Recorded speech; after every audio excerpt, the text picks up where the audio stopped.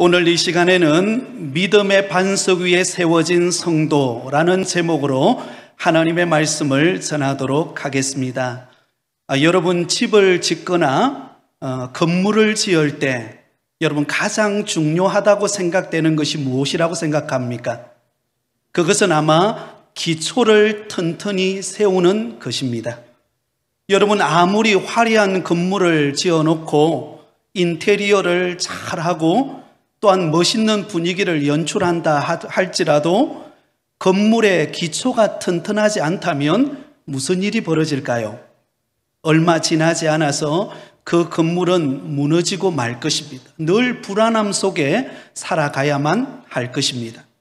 그런 면에서 본다면 믿음 생활하는 우리 성도들에게 있어서 믿음의 기초는 너무나 중요하다고 말할 수 있습니다. 우리의 믿음의 기초가 튼튼할수록 세찬 비바람이 불어오고 온갖 세상의 유혹거리가 우리에게 찾아온다 할지라도 흔들리지 않는 믿음의 반석 위에 선 우리 성도들이 될 줄 믿습니다. 오늘 우리가 읽었던 본문의 말씀은 예수님께서 빌립보 가이사랴 지방에 들어가셨을 때 일어났던 한 사건을 기록하고 있습니다.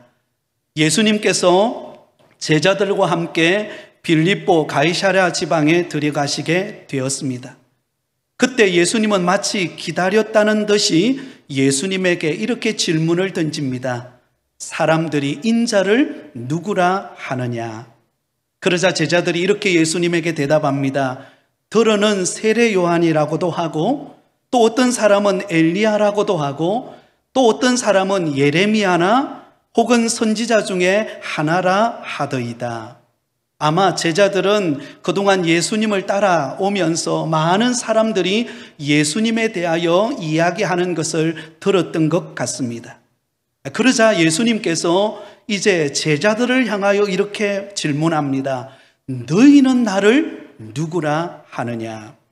그러자 여러분 항상 앞에 나서기를 좋아하는 시몬 베드로가 예수님에게 확신에 찬 목소리로 이렇게 대답합니다. 주는 그리스도요 시요 살아계신 하나님의 아들이니이다. 여러분 그 말을 들었던 예수님께서는 너무나 흡족해 하시면서 이렇게 말씀했습니다. 바요나 시몬아 내가 복이 있도다. 이를 내게 알게 한 이는 혈육이 아니요 하늘에 계신 내 아버지시니라. 그러면서 더불어서 이렇게 말합니다. 너는 베드로라. 내가 이 반석 위에 내 교회를 세우리니 음부의 권세가 이기지 못하리라. 할렐루야. 여러분 예수님께서 아름다운 신앙 고백을 했던 그 시몬 베드로를 향하여 오늘 본문 18절에 이렇게 말씀합니다. 또 내가 내게 이르노니 너는 베드로라. 내가 이 반석 위에 내 교회를 세우리니 음부의 권세가 이기지 못하리라. 한번 따라하겠습니다. 내가 이 반석 위에 내 교회를 세우리니 음부의 권세가 이기지 못하리라.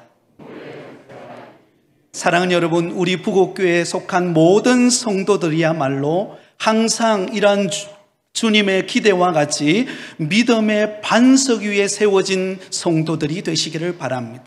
결코 음부의 권세가, 결코 마귀가 틈타지 못하는 정말로 생동감 넘치고 어떤 어려움과 환경 속에서도 흔들리지 않는 믿음의 굳게 선 성도들이 되시기를 예수님의 이름으로 축원드립니다.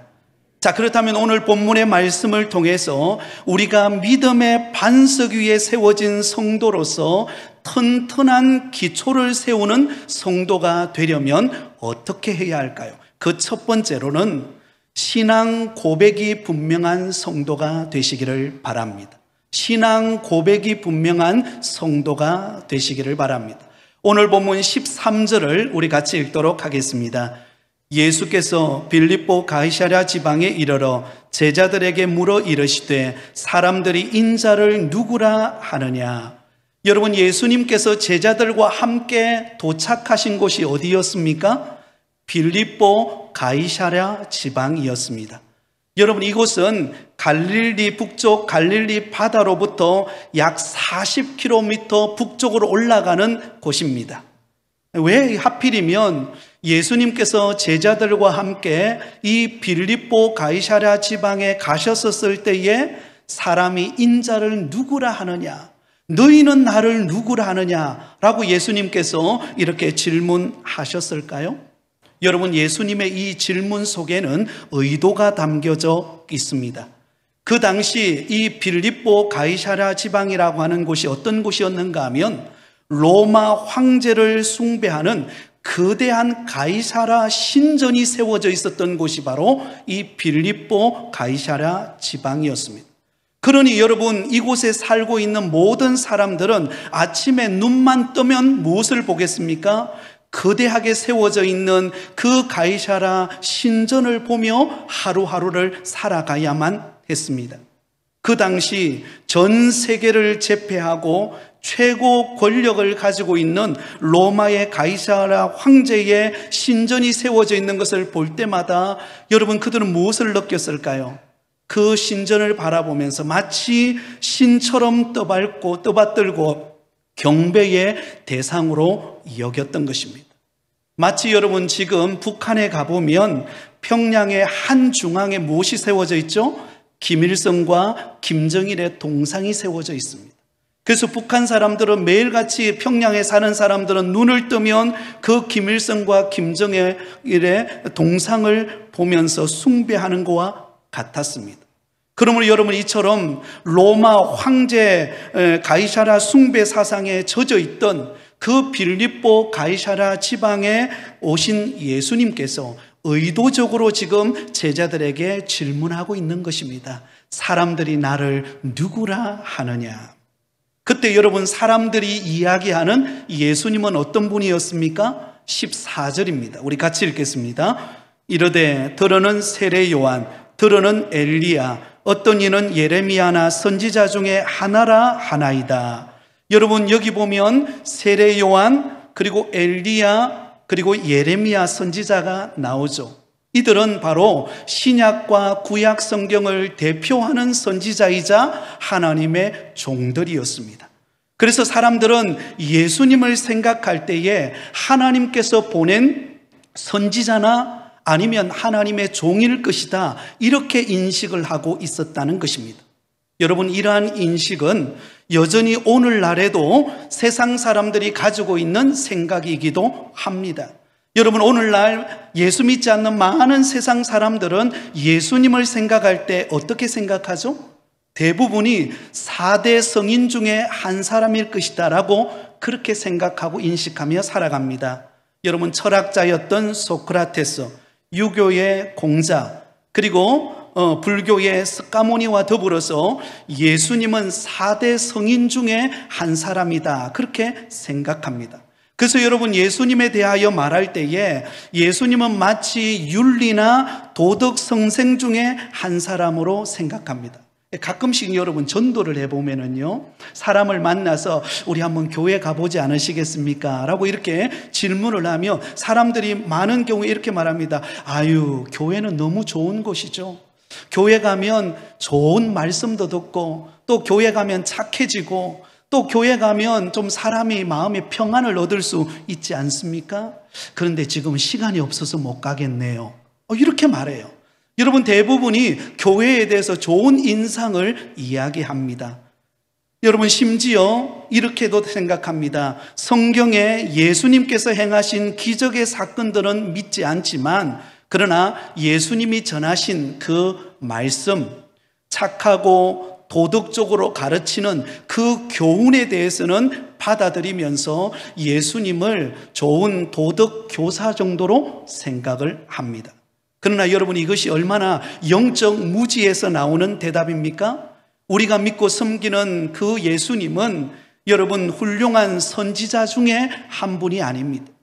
그리고 우리 예수님은 바른 도덕적 가르침만 안겨다주는 윤리교사가 아닙니다. 예수님은 우리를 구원하신 메시아, 구원자이심을 믿으시기를 바랍니다. 그래서 여러분, 예수님은 세상 사람들이 생각하고 있는 그런 도덕교회사나 훌륭한 선지자 중에 한 분일 정도로 들었던 그런 예수님이 아니라 여러분, 제자들을 향하여 이렇게 묻습니다. 너희는 나를 누구라 하느냐? 여러분, 세상 사람들이야 여러분 안 믿으니까 그 사람들은 예수님에 대해서 도덕 교사로 혹은 선지자 중에 한 사람으로 그렇게 생각할 수 있습니다. 그러나 지금 제자들은 다릅니다. 예수님을 따라다니는 이 제자들은 달랐습니다. 그래서 예수님은 이 제자들에게 한 번 더 묻는 겁니다. 오늘 이 시간 예배 드리고 있는 저와 여러분을 향한 질문인 줄 믿습니다. 너희는 나를 누구라 하느냐? 그러자 여러분, 시몬 베드로가 놀라운 신앙 고백을 합니다. 우리 다 같이 16절 말씀을 같이 읽겠습니다. 시작. 시몬 베드로가 대답하여 이르되 주는 그리스도시요 살아계신 하나님의 아들이시니이다. 할렐루야. 여러분, 시몬 베드로는요, 세상 사람들이 생각하는 하나님이 보낸 선지자 중에 한 사람이거나 하나님의 종으로 보지를 않았습니다.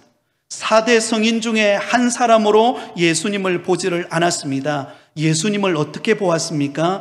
바로 주는 그리스도시요 살아계신 하나님의 아들, 우리를 구원하실 구원자로 신앙을 고백하고 있다는 것입니다.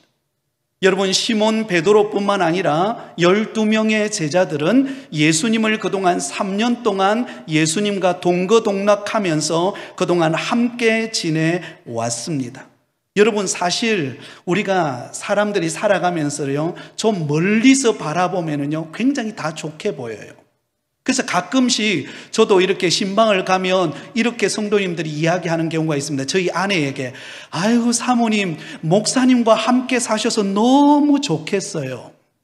그때 저희 아내가 한마디 하죠. 한번 살아보세요. 여러분, 이거 누구나 마찬가지잖아요. 그죠? 네, 누구나 다 멀리서 보면 다 좋아 보입니다. 다 좋아 보이고 다 착해 보이고 다 선해 보이고, 아이고 저분과 함께 살아봤으면 좋겠다. 여러분, 이런 생각이 우리에게 듭니다. 그런데 가까이 가보면 어때요? 그 사람의 허점과 약점이 보이게 됩니다. 그래서 아이고 죄인된 우리 인간은 별것 없구나, 이걸 우리는 체험하게 됩니다. 그런데 여러분, 시몬 베드로와 제자들은 예수님 가까이에서 날마다 함께 먹고 함께 길을 걸어가고 함께 사역하고 함께 잠들면서, 여러분, 예수님 가까이 있으면 있을수록 예수님에 대하여 그들은 더 놀라고 더 예수님에 대해서 믿음이 견고해지게 되었습니다. 도저히 인간이라면 할 수 없는 그런 하늘의 신령한 말씀을 제자들과 많은 사람들에게 전하셨습니다. 또한 귀신 들린 사람들의 그 악한 귀신을 내쫓아 주셨고요, 불치병을 고쳐주시고 오병이어를 통하여서 남자장정 5,000명을 먹이고도 12광주리를 남기는 놀라운 기적을 행하셨습니다. 그리고는 여러분, 갈릴리 바다에 그 풍랑이는 바다를 잠잠하게도 만들어 주셨습니다. 심지어는 죽은 나사로까지 살려주신 분이 우리 예수님이십니다. 그러면서 3년 동안 예수님 가까이에서 예수님과 동행하였던 시몬 베드로의 그의 솔직한 신앙 고백이 무엇입니까? 주는 그리스도시요 살아계신 하나님의 아들이시니이다. 여러분, 이 고백이 저와 여러분의 고백되기를 바랍니다. 자, 여러분, 여기서 시몬 베드로가 고백했던 주는 그리스도시요라고 할 때, 그리스도라고 하는 이 말의 뜻은 기름 부음 받은 자라는 뜻을 가지고 있습니다. 이것은 인류를 구원하시기 위하여 기름 부음 받은 자로 예수님이 이 땅에 인간으로 오셨다는 것입니다. 구약 성경에 보면 특별히 하나님께서 사역을 감당하게 하실 때에 기름 부음 받은 사람이 있었습니다. 세 부류의 사람이었습니다. 바로 첫 번째는 왕이 기름 부음을 받았습니다. 그리고 두 번째는 제사장이 기름 부음을 받았습니다. 그리고 세 번째는 선지자가 기름 부음을 받아서 하나님의 사역을 감당했습니다. 예수님께서 그리스도라고 말하는 것은 예수님께서 우리 인간을 구원해 주시기 위하여 이 세 가지 사역을 감당하시려 이 땅에 기름 부음 받고 오신 분이라는 것입니다. 예수님은 저와 여러분의 왕 되시는 분이신 줄 믿습니다. 그래서 예수님께서는 이 땅에 오셔서 우리를 다스리시고 계십니다. 또한 예수님은 선지자로 이 땅에 오셨습니다. 그래서 우리에게 하나님의 말씀, 천국 복음을 전해주셔서 우리로 하여금 어떻게 살아가야 될지 하나님의 말씀을 가르쳐 주십니다. 또한 예수님은 제사장으로 죄로 말미암아 영원한 형벌 받을 우리를 대신하여 예수님이 친히 십자가에 못 박혀 죽으심으로 우리 죄를 용서해 주셨습니다. 그러므로 예수 그리스도는 그리스도로 이 땅에 오셨습니다. 또한 여러분, 예수님은 또한 살아계신 하나님의 아들이십니다. 여러분, 살아계신 하나님의 아들이라고 하는 이 말은 예수님은 하나님이시라는 뜻입니다. 하나님은 신성을 가지고 이 땅에 오신 분이십니다.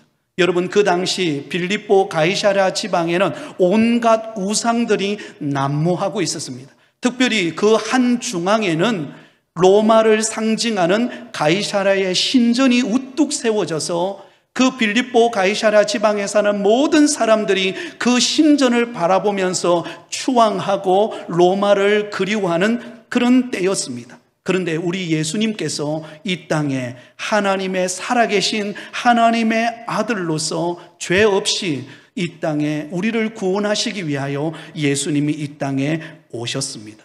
그러므로 여러분, 시몬 베드로가 고백하는 예수님은 어떤 분이십니까? 인성과 신성을 가지신 그리스도요 하나님의 아들이신 메시아로 이 땅에 오셔서 우리를 구원하시는 구원자이심을 믿으시기를 바랍니다.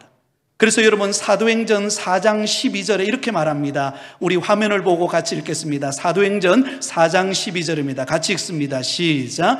다른 이름을 우리에게 주신 일이 없음이라 하였더라. 아멘. 자, 여기 보면 이렇게 나오죠. 다른 이로서는 구원받을 수 없나니 천하 사람 중에 구원받을 만한 다른 이름을 우리에게 주신 일이 없다라는 것입니다. 오직 예수님만이 우리의 구원자이십니다. 여러분, 이것을 믿는 것이 신앙 고백입니다. 그래서 여러분, 예수 그리스도를 믿는 이 신앙 고백에 견고하게 설 때 음부의 권세가 우리를 침범하지 못하는 은혜를 입게 되는 줄 믿습니다. 사랑하는 성도 여러분, 저와 여러분의 매일 우리의 삶 속에, 우리의 입술에 주는 그리스도시요 살아계신 하나님의 아들이심을 고백하고 나의 구원자 되시는 예수 그리스도를 고백하는 은혜가 있으시기를 예수님의 이름으로 축원드립니다. 여러분, 옛날에 조선시대 때 우리나라의 이 감찰 제도 가운데 암행의사라고 하는 제도가 있었습니다. 여러분, 암행의사가 각 마을 고을을 돌 때에 어떻게 돕니까? 여러분, 흐름한 갓을 쓰고 그리고 옷도 많이 이렇게 찢어지고 남루한 그런 옷을 입고 각 고을을 돌면서 그 고을이 잘 운영되고 있는가를 감찰합니다. 그럼에도 불구하고 여러분, 이 암행의사는 결코 기죽지 않습니다. 허름한 갓을 쓰고 그리고 남루한 옷을 입었다고 아이고 내 인생이 왜 이러나 이렇게 초라하게 생각하지 않습니다. 왜냐하면요, 이 암행의사 마음속에는 뭐가 있어요? 옷 속에는 마패가 있는 거예요. 마패. 암행의사라고 하는 그 마패가 있기 때문에 여러분, 때로는 여러분 주막을 가고 또 여러 가지 사람을 만날 때 그 사람들이 나를 무시하지만 때로는 나를 멸시할지도 모르지만 그러나 그의 옷 속에 있는 그 마패가 있기 때문에 어떤 환경 속에서도 든든한 거예요. 그래서 여러분, 원님을 찾아갈 때에 여러분 못된 원님을 찾아갈 때 어떻게 합니까? 마지막 장면, 여러분 드라마를 봐서 아시겠지만 마지막 장면이 어떤 장면입니까? 암행의사 출도요 할 때 여러분, 그 암행의사가 마패를 들고 탁 나서지 않습니까? 사랑하는 여러분, 저와 여러분 그리스도인들의 마패는 무엇입니까? 우리의 신앙 고백입니다. 주는 그리스도시요 살아계신 하나님의 아들이십니다. 여러분, 이 마패가, 이 신앙 고백이 어떤 어려움과 두려움도 뚫고 나가는 그런 강력한 은혜의 역사인 줄 믿으시기를 바랍니다. 여러분, 세상 사람들은 예수 믿는 우리 그리스도인들을 향하여 때로는 조롱하기도 합니다. 그 매주일마다 교회 간다고 뭐 잘 될 게 뭐가 있냐고. 차라리 나와 함께 좀 그 좋은 자연 만물도 좀 누리면서 주일날 얼마나 여행 가기 좋냐고. 나와 함께 여행 가자고. 여러분, 세상 사람들은 우리를 그렇게 유혹하고 때로는 예수 믿는 사람들을 조롱하기도 합니다. 그러나 여러분, 분명한 사실은 주는 그리스도시요 살아계신 하나님의 아들이신 그분께 우리는 예배하고 경배하기 위하여 오늘 이 자리에 모인 줄 믿습니다. 여러분, 세상에 그 무엇과 바꿀 수 없는 거예요. 예수 믿는 믿음만큼 여러분 귀하고 소중한 것이 없습니다. 그리고 그 예수님 때문에 저와 여러분이 구원받고 하나님의 자녀 되었다라는 사실을 믿고 날마다 신앙 고백으로 승리하는 여러분 되시기를 예수님의 이름으로 축원드립니다. 두 번째로 여러분, 우리의 신앙이 견고하려면은요, 예수님을 주인으로 모시고 살아가는 성도가 되시기 바랍니다. 한번 따라하겠습니다. 예수님을 주인으로 모시고 살아가자. 우리는 조금 전에 시몬 베드로의 너무 멋진 신앙 고백을 들었습니다. 주는 그리스도시요 살아계신 하나님의 아들이니이다. 여러분, 그 고백을 들었던 예수님의 마음도 너무 흐뭇했습니다. 그래서 이 시몬 베드로를 향하여 이렇게 말합니다. 17절 18절을 같이 읽습니다. 예수께서 대답하여 이르시되 바요나 시몬아 내가 복이 있도다. 이를 내게 알게 한 이는 혈육이 아니요 하늘에 계신 내 아버지시니라. 또 내가 내게 이르노니 너는 베드로라. 내가 이 반석 위에 내 교회를 세우리니 엄부의 권세가 이기지 못하리라. 여러분, 예수님은 시몬 베드로의 그 놀라운 신앙 고백을 듣고 너무너무 흐뭇했습니다. 그래서 칭찬하시죠. 바요나 시몬아 내가 복이 있도다. 오늘 이 자리에 나온 우리 모든 성도들을 향하여 주님이 하시는 말씀인 줄 믿습니다. 사랑하는 부곡교회 성도들이여 복이 있도다. 그런데 여러분, 놀라운 사실은요, 이 고백이 시몬 베드로가 했던 이 신앙 고백의 놀라운 신앙 고백이 어떻게 그의 입술을 통하여 나올 수 있었는가의 이유에 대해서 예수님은 말합니다. 자신의 생각이나 시몬 베드로의 어떤 지혜에 의하여서 나온 고백이 아니라는 거예요. 예수님이 뭐라고 말씀합니까? 이를 내게 알게 한 이는 혈육이 아니요 하늘에 계신 내 아버지시니이다. 여러분, 이 시몬 베드로가 이처럼 예수님의 마음을 감동시킬 만큼 놀라운 신앙 고백을 할 수 있었던 그 고백은 누가 하게 하셨다는 거예요? 하나님께서 하게 하셨다는 것입니다. 하나님께서 그 입술을 열어서 고백할 수 있도록 하신 전적인 하나님의 은혜였다는 것입니다. 사랑하는 성도 여러분, 하나님께서 시몬 베드로의 마음속에 예수 그리스도를 주는 그리스도시요 살아계신 하나님의 아들이심을 믿을 수 있도록 은혜를 주신 분이 우리 하나님이십니다. 오늘 이 자리에 나와 있는 저와 여러분들도 그렇지 않습니까? 저와 여러분이 예수 그리스도를 나의 구주로 영접하고 내 인생의 주인으로 모시고 살아갈 수 있는 것, 여러분, 우리의 인간적인 지혜와 우리의 어떤 생각을 따라 고백한 것 아닙니다. 철저하게 하나님께서 저와 여러분을 인도하시고 우리를 구원하시고 우리의 입술을 열어서 예수 그리스도를 나의 구주로 영접하게 하신 사건인 줄 믿습니다. 특별히 오늘 우리 학습과 세례를 받으시는 분이 이 자리에 앉아 계시는데요, 아마 그동안 세상에 살면서 예수님을 알지 못하고 살았을 것입니다. 예수님이 누구인가도 몰랐고 예수님이 나의 구세주가 되신다는 것은 전혀 깨닫지들 못했을 것입니다. 그런데 하나님께서 때가 되어 그 마음의 문을 열어서 예수님을 나의 구주로 영접하게 만들어 주신 것입니다. 여러분, 우리가 예수님을 믿고 오늘도 이렇게 믿음 생활하고 하나님의 몸된 교회에 나와서 섬기고 봉사하고 찬양하고 예배할 수 있는 것은 전적인 하나님의 은혜인 줄을 믿으시기를 바랍니다.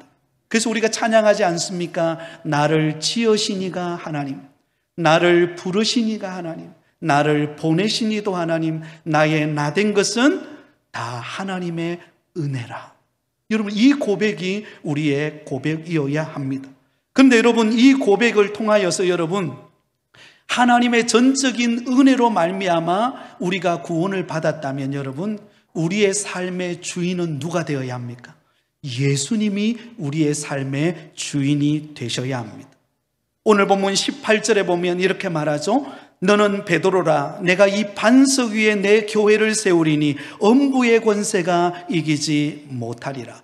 너는 베드로라. 내가 이 반석 위에 내 교회를 세우리라. 여러분, 여기서 말하는 이 반석 위에 내 교회를 세운다라는 말은요, 시몬 베드로가 고백한 신앙 고백 위에 교회를 세우겠다라는 것입니다. 신앙 고백을 통하여서 교회가 세워지고 우리가 성도가 되고 하나님의 자녀가 되었다는 것입니다. 그러면 이 신앙 고백은 누가 하게 하셨다고 말씀하셨죠? 하나님께서 우리의 입술을 열어 고백하게 하신 것입니다. 그러므로 여러분, 교회의 주인은 내가 아닙니다. 교회의 주인은 바로 우리 예수님이십니다.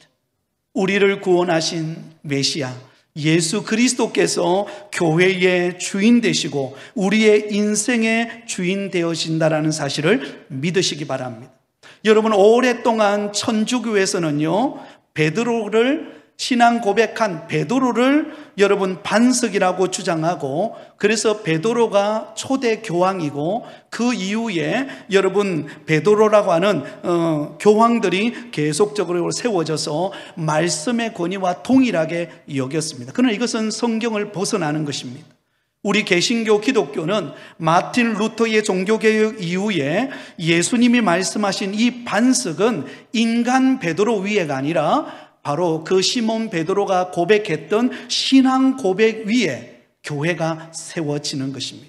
그러면 여러분, 교회의 주인은요, 내가 아닙니다. 교회의 주인은 예수님이십니다. 교회의 주인은 목사도 아니고 우리 장로님도 아닙니다. 건축 헌금 많이 한 분도 아닙니다. 교회의 주인은 바로 예수님이십니다. 그러므로 우리의 모든 것 대신 그 예수님이 우리의 인생의 주인이시라는 사실을 믿고 날마다 주님께 영광 돌리는 삶을 살아가시기 바랍니다. 우리에게 있는 건강도, 우리에게 있는 물질도, 여러분 우리에게 있는 가정도 다 주님의 것입니다. 그러므로 여러분, 우리의 인생의 주인 되신 그 예수 그리스도를 날마다 모시고 주님께서 이끄시는 대로 순종하며 살아가는 저와 여러분이 되시기를 예수님의 이름으로 축원드립니다. 이제 마지막 세 번째, 우리의 믿음의 신앙의 기초를 다지려면 여러분 사명에 충실한 성도가 되시기를 바랍니다. 우리 다 함께 19절 말씀을 같이 읽겠습니다. 19절입니다. 내가 천국 열쇠를 내게 주리니 내가 땅에서 무엇이든지 매면 하늘에서도 매일 것이요 내가 땅에서 무엇이든지 풀면 하늘에서도 풀리리라 하시고. 사랑하는 성도 여러분, 예수 그리스도를 내 인생의 구주로 영접한 신앙 고백을 한 우리 성도들에게 주시는 특권이 있습니다. 여러분, 세상 사람들에게는 주어지지 않는 예수 그리스도를 내 인생의 구주로 영접하고 내 인생의 주인으로 모셔드린 우리 성도들에게만 주어진 특권이 있어요. 그 특권이 뭐냐면 우리에게 천국 열쇠가 주어졌다는 것입니다. 내가 천국 열쇠를 내게 주리니.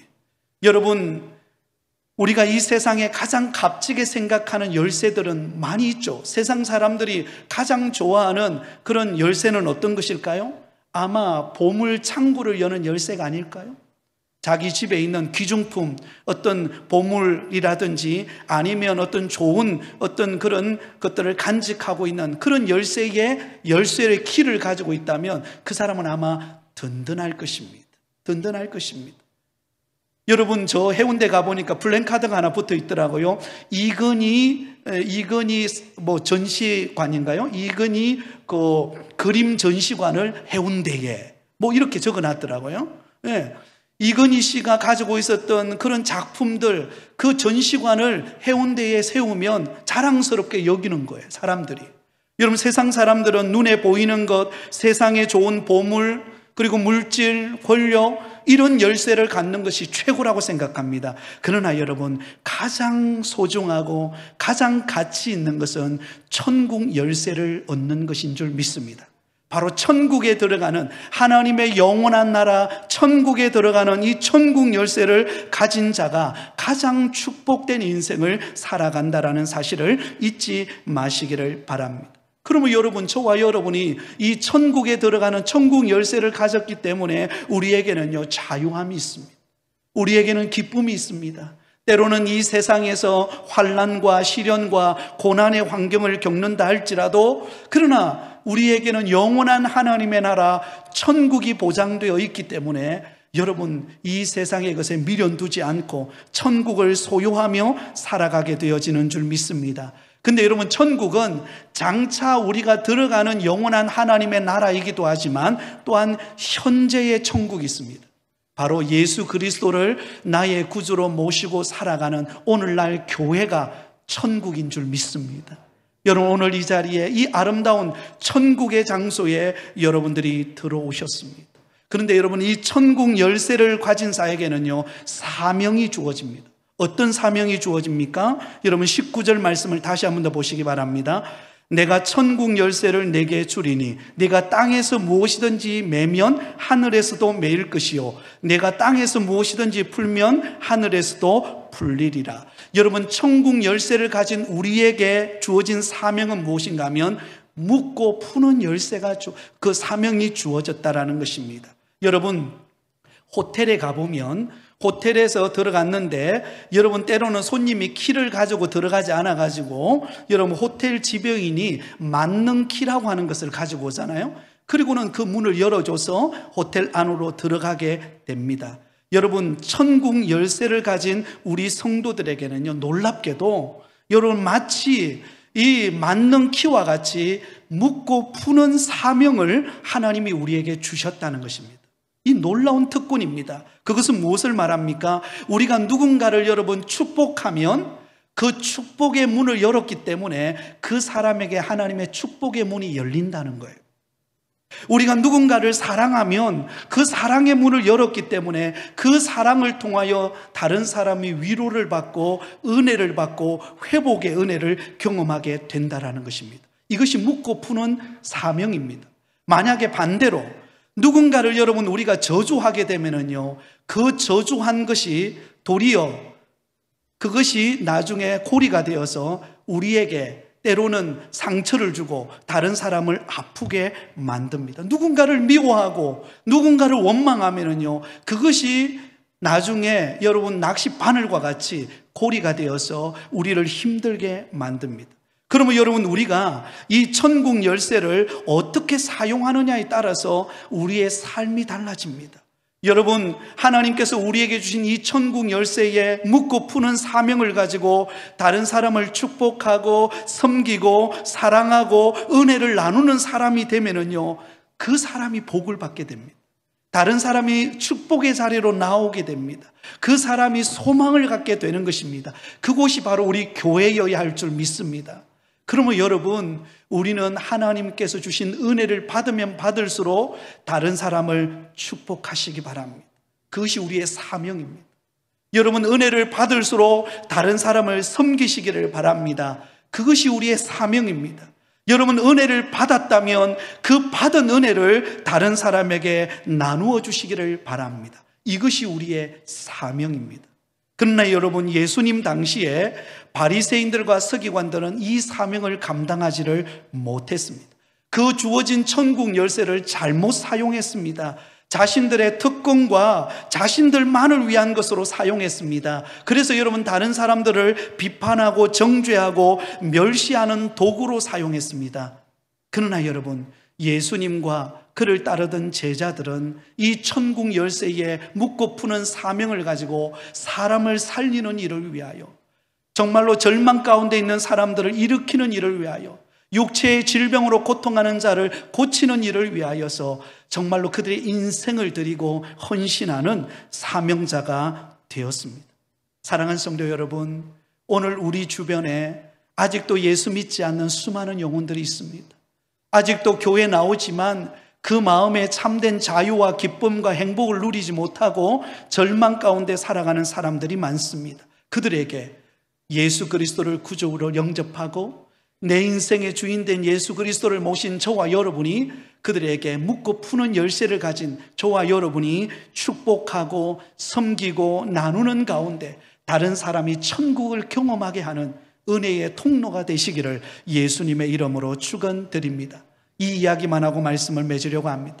스위스 알프스 산에 가면 종치는 집이라고 하는 한 오두막집이 있다고 합니다. 이 오두막집이 지어진 계기는 그 어머니가 그 집을 지었는데요, 자기 아들을 잃어버렸어요.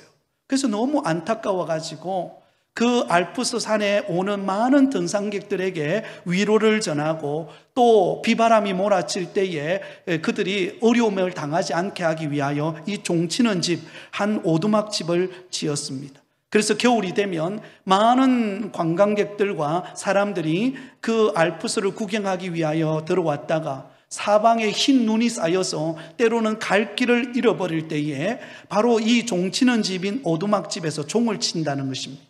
종을 땡그랑 종을 치면 길을 잃어버렸던 사람들이 그 오두막집의 종소리를 듣고 그 잃었던 길을 찾아서 다시금 집으로 와서 회복이 되었다고 합니다. 많은 사람들이 구조를 받는 그런 오두막집이 되었다고 합니다. 사랑하는 성도 여러분, 저와 여러분, 먼저 예수 그리스도를 내 인생의 구주로 영접한 저와 여러분에게 우리에게는 사명이 있습니다. 그것은 바로 이 세상을 향하여 종을 치는 사명이 있습니다.